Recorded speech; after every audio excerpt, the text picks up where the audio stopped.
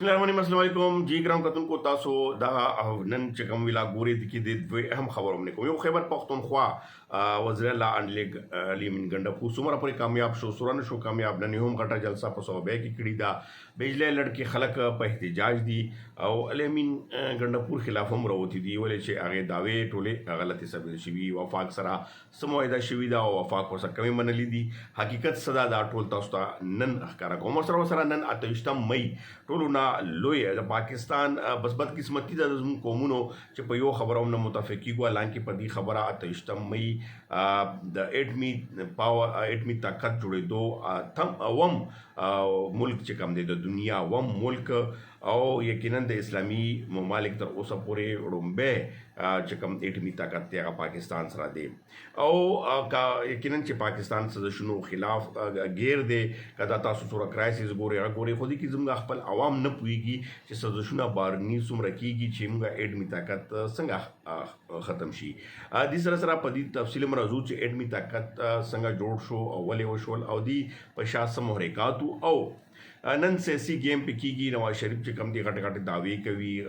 د حکومت هم دی اوس د شهباز شریف غټ غټ شتنو چلیدل خو بدقسمتۍ نه سیاسي پوینټ اف سکورینګ خو کېږي خو حقیقت عوام نه پټېږي او حقیقت څه دی او دغه سیاستدانو د لاسه هم د ملک تباه شوی دی اول برزو په د 8 مې 28 مې ولې چې دا ډېره امپورټنټ ورځ وه تاسو په ټول ورځ خبرونه هم لیدلي مختلف نور خبرونه هم لیدلي وي خو زه تاسو سره اصل اهم معلومات لکه څرنګه په دغه کې تاسو اوس ګورئ چې 28 مې باندې څومره اشتهارات ورچدل په ټي ویګانو په نورو خبرونو په دغه کې اصل هیروګان چې کم دي هغه پټ دي حالانکه نواز شریف د دې حق کې نو یریده تر اخره ساده پورې خو دې باندې په زور کولی شوي ده د دې ثبوتونه هم موجود دي د دې ویډیوګانې هم موجود دي الله دې وبخي ډاکټر عبدالقدیر خان ډاکټر عبدالقدیر خان موږ سره خبر ټي وی باندې هم انټرویو کړی وه هغه وایي زه پښتون یم او هغه خپل تاریخ هم یوسف زو ولا خولی و بهرحال هغه یو شاته بیک ګراوند دی خو ډاکټر عبدالقدیر خان د دې مین هیرو دی او د سره نور خپل ټیم چې کم دی کې ځینې کسان اوس هم انجینران ژوندي دي دغه چې کوم اټمی پروګرام و دا د بټو په دور کې شروع شو ذوالفقار علي بھٹو په دور کې شروع شو بیا 1996 کې بېنظیر بھٹو چې کوم وه هغه وزیر اعظم وه 93 نه 96 پورې هغه دوران کې دا بالکل تیار شو او پاکستان لکه کوم ساینسدان دی هغه دی ورته ویلي وو چې یاره مونږ تیار یو که تاسو ظاهروئ چې مونږ دا خپل طاقت ظاهر کو په ټایم کې چونکې سیاسي هم او عسکري هم قیادت دغه فیصله وکړه چې لومبی پیل ځکه نه کوو چې دې خطې کې لکه په دغه خطه کې چې کوم زموږ دا په دغه کې مونږ پهل نشو کوی چې توازن خراب کو خو بهرحال دغه یو کیسه چلیده چې بیا 1998 کې نواز شریف حکومت و چې 14 مې باندې انډیا دغه اټمی طاقت دماکې وکړې او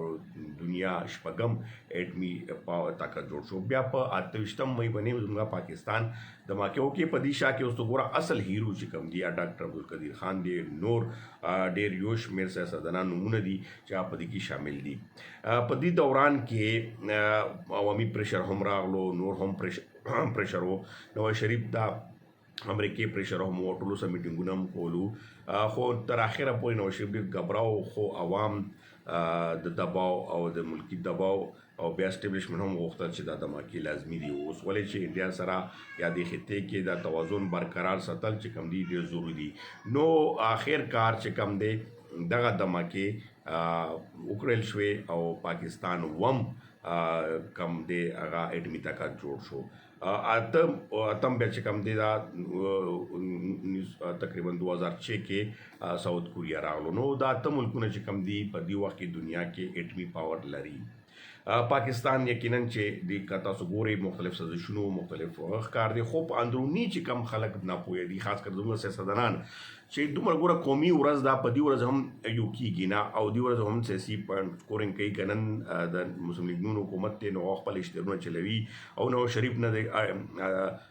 هیرو جوړوي ټیک دا نواز شریف وزیر اعظم خو اصل هیرو دا نه دی اصل هیروګان چې کوم هغه سیاستدانانو عبدالقدیر خان محسن پاکستان او چې بیا هغه سره څه وشول څه نه وشول دا زموږ لوی تاریخ دی بدقسمتي ده اوس په دغه اړ کې نن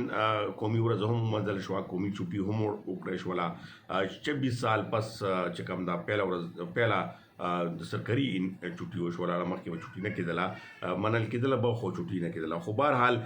دا زموږ بدقسمتي ده چې په خپل پاور باندې خپل هغه باندې دنیا ته یو کېدل پکار دي. په دې ورځ باندې مختلف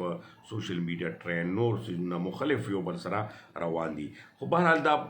زموږ ډېره غټه لمیا ده که یو طرف ته زموږ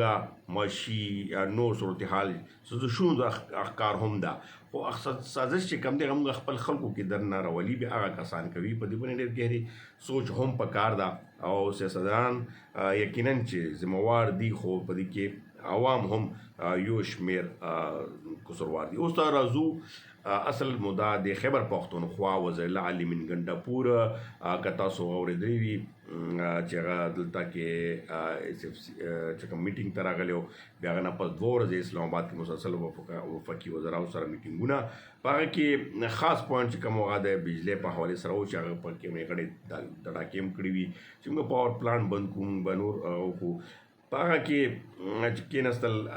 پریس کانفرنس هم وشولې دوی چې هغه تیار شو، خو وفاقي حکومت ورته ویلي دي چې کمې پیسې دي کم خلکو باندې بیلونه دي دا به جمع کوي، بیا به هلې دا کومه لاین لاسز کومه کیسه ده دا به یا چې کومه فیډرو باندې لوډ شیډینګ زیات دی دا به بیا کمو او پیسې جمع کولو باندې هغه ورسره نظر شوي. هغه فارمولې باندې تر اوسه پورې قبو یا فارمولې باندې نه دي هغه شوي، نو دې وجې نه علي من ګنډاپور ته ډېر زیات ناکامۍ مخ دی. نن ورته ډېر غټ احتجاجونه هم وشو، په صوبه کې هغه ډېر غټه جلسه وکړه، په هغه جلسې کې غټې غټې اعلانونه او نور انډسټریز اعلانونه هم وشول. او بل طرف ته اولس راوتی او اولس چې کوم دی هغې علي من ګنډاپور خلاف هم غږ کولو چې هغه ته دعوې څه شوې او خلک چې کوم دی په دې سرې ګرمۍ کې